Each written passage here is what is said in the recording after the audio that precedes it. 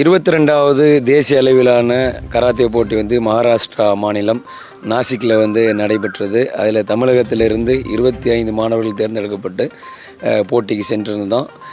அதில் வந்து கட்டா குமித்தே, team fight என்ற ஈவெண்ட்ஸ்லாம் நடைபெற்றது.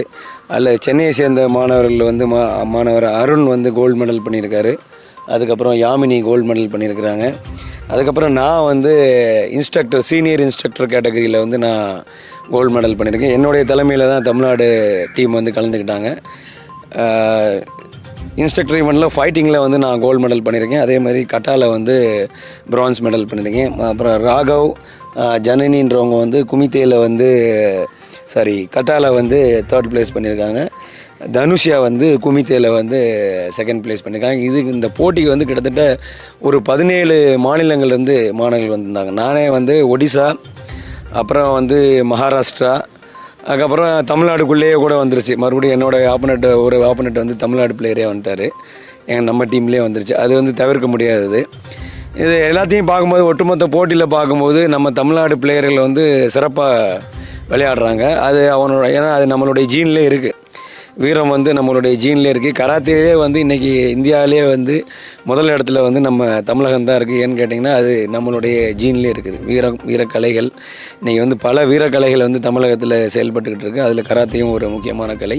இந்த கலையிலையும் நம்ம மாணவர்கள் வந்து இந்த தேசிய அளவில் நிறைய சாதனைகள் செஞ்சுக்கிட்டு இருக்கிறாங்க.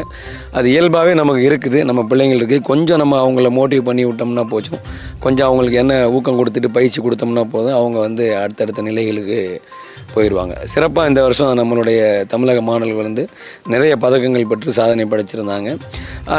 அங்கே நடந்த போட்டியிலே வந்து நம்ம மாணவர்கள் வந்து 25 மாணவர்கள் தான் அங்கே பங்கு பெற்றிருந்தாங்க. கிட்டத்தட்ட 2வது இடத்துல வந்து நம்ம அங்கே இருந்தோம். மகாராஷ்டிரா மாநிலத்திலேருந்து மாணவர்கள் நிறைய பங்கு பெற்றிருந்ததுனால அவங்களுடைய பதக்க எண்ணிக்கை வந்து கொஞ்சம் அதிகமாக இருந்தது.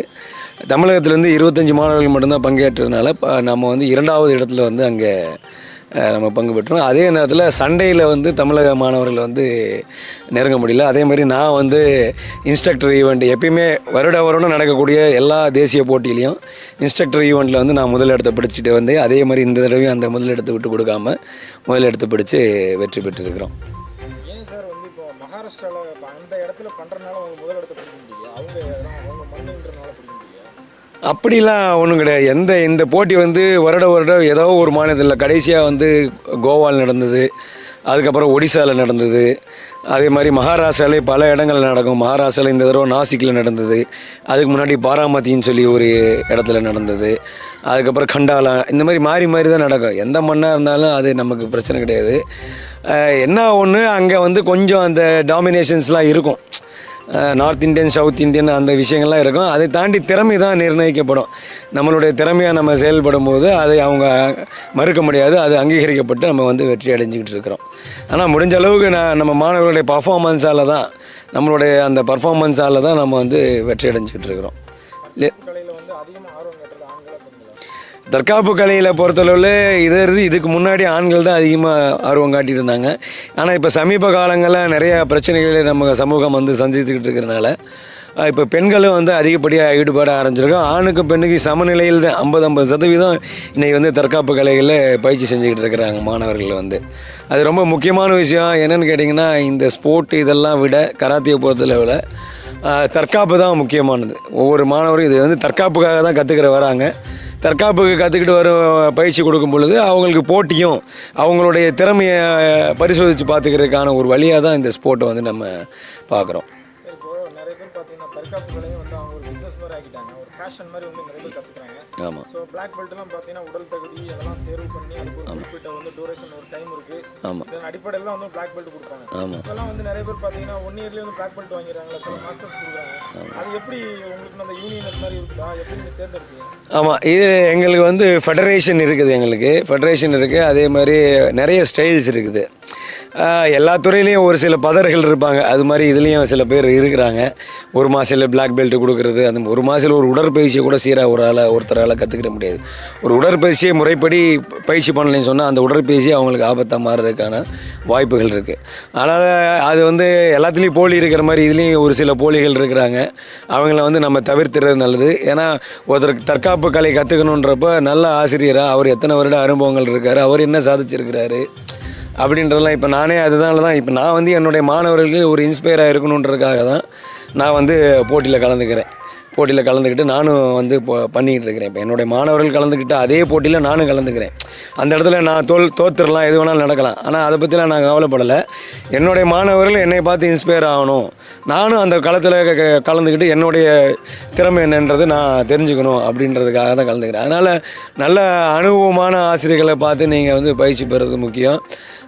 அப்போ தான் வந்து நீங்கள் ஒரு ஃபிசிக்கல் ஃபிட்னஸ், மென்டல் ஃபிட்னஸ், அதே மாதிரி ஃபிசிக்கல் உங்கள் கண்ட்ரோல், அதே மாதிரி உங்களுக்கு வந்து தற்காப்பு, செல்ஃப் டிஃபென்ஸு, இது எல்லாமே வந்து இம்ப்ரூவ் ஆகும். ஒரு ஆர்ட்ன்றது நம்ம நீண்ட நாள் இப்போ என்ன மாணவர்கள்லாம் சொல்கிற பார்த்துருப்பீங்க, கிட்டத்தட்ட 18 வருஷம், 11 வருஷம், 12 வருஷம் இந்த மாதிரிலாம் பயிற்சி பெற்றிருந்தால் தான் இது போல் போட்டிகளை வந்து நம்ம கலந்துக்கிட்டு ஜெயிக்க முடியும். இப்போ 6 மாதம், ஒரு வருஷத்தில் வந்து நீங்கள் பயிற்சி பெற்று அந்த மாதிரி ஜெயிக்கிறதுக்கான வாய்ப்புகள் மிக குறைவு. ஏன்னா இதில் அனுபவம் தான் ரொம்ப முக்கியமான. எத்தனை வருடங்கள், எத்தனை போட்டிகளை, எத்தனை எதிரிகளை நீங்கள் சந்தித்து பயிற்சி பண்ணியிருக்கீங்கன்றதை பொறுத்து தான் உங்களுடைய அனுபவம் மேம்படும். இந்த போல் போட்டிகளை கலந்துக்கிற போது நம்ம அந்த அனுபவங்கள் தான் நம்மளை வெற்றி பெற வைக்கும்.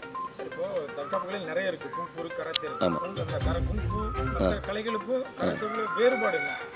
தற்காப்பு கலைகள் வந்து நிறைய தற்காப்பு கலைகள் இருக்குது. இப்போ ஜப்பானிய கலை, கராத்தே, குங்ஃபு, ஜூடோ, ஜுஜுக்ஷு, அக்கிட்டோ, அது மாதிரி நிறைய தற்காப்பு கலைகள் இருக்குது.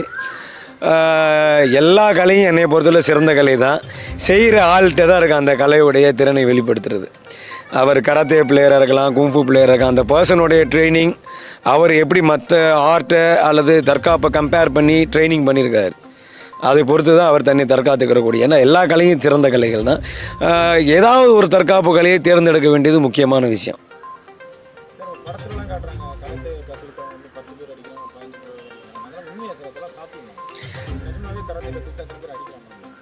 கண்டிப்பாக தன்னை தற்காத்துக்கிறக்கூடிய சூழ்நிலை அந்த கராத்தே மாணவர்களோட எப்பயுமே நம்ம வந்து சாதாரணமாக இருக்கும்போது இருக்கிற நிலையை விட ஒரு கடுமையான சூழல், நம்ம பாதுகாப்பற்ற நிலையில் இருக்கும்போது நமக்கே ஒரு உத்வேகம் வரும். அந்த வேகத்தை, அந்த பலத்தை எப்படி பயன்படுத்துறதுன்றது தான் நமக்கு வந்து கராத்தே தற்காப்பு கலையில் கற்றுத்தராங்க. உங்களுடைய பலத்தை எங்கே பயன்படுத்தணும், எப்படி பயன்படுத்தணும், உங்கள் உடம்புல எங்கெல்லாம் அடிபடாமல் நீங்கள் பாதுகாத்துக்கணும், அதே மாதிரி ஒரு எதிரியை எப்படி எங்கெல்லாம் அடித்து வீழ்த்தணும் அப்படின்றது தான் நாம் வந்து கற்றுக் கொடுக்குறோம். அதை விட ரொம்ப முக்கியமான விஷயம், நீங்கள் 10 பேர் அடிக்கிறீங்கன்றதை விட உங்களை 10 பேர் அடித்தாலும் நீங்கள் எந்திரிச்சு வீட்டுக்கு வந்துடுவீங்க. அந்த அளவுக்கு உங்களுடைய ஃபிசிக்கல் கண்டிஷன் இருக்கும். அதுதான் ரொம்ப முக்கியமான விஷயம். அந்த அளவுக்கு இந்த உடம்பை நம்ம வந்து ஆயத்தப்படுத்துவோம். நம்ம 10 பேரை அடிக்கிறோம், சமாளிக்கிறோன்றதை விட அந்த 10 பேர் நம்மளை அடித்தாலும் கூட நம்ம எந்திரிச்சு வீட்டுக்கு வந்துடக்கூடிய அந்த திறன் நம்ம உடம்புக்கு இருக்கும். அதை மேம்படுத்திக்கிறது தான் ரொம்ப முக்கியமான விஷயம். அதே நேரத்தில் அந்த 10 பேரை சமாளித்து நம்ம தாக்குதல் செய்யக்கூடிய திறனும் நமக்கு இருக்கும்.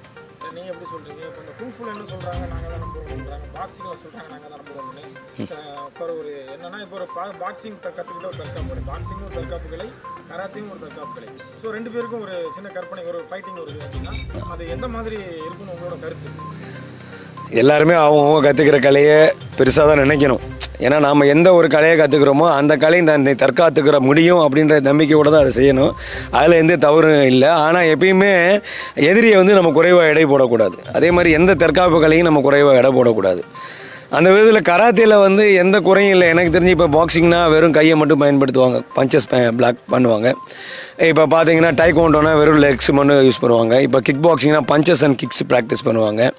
இப்போ எம்எம்ஏனா பஞ்சு, பிளாக்ஸ், லாக்ஸ், த்ரோ, இது எல்லாமே. இப்போ கராத்தேன்னு பார்த்தீங்கன்னா எல்லாமே இன்க்ளூடாக இருக்குது. பட் ஸ்போர்ட்ஸில் வந்து சில விஷயங்களே ரெஸ்ட்ரிக்ஷன் பண்ணியிருக்காங்க.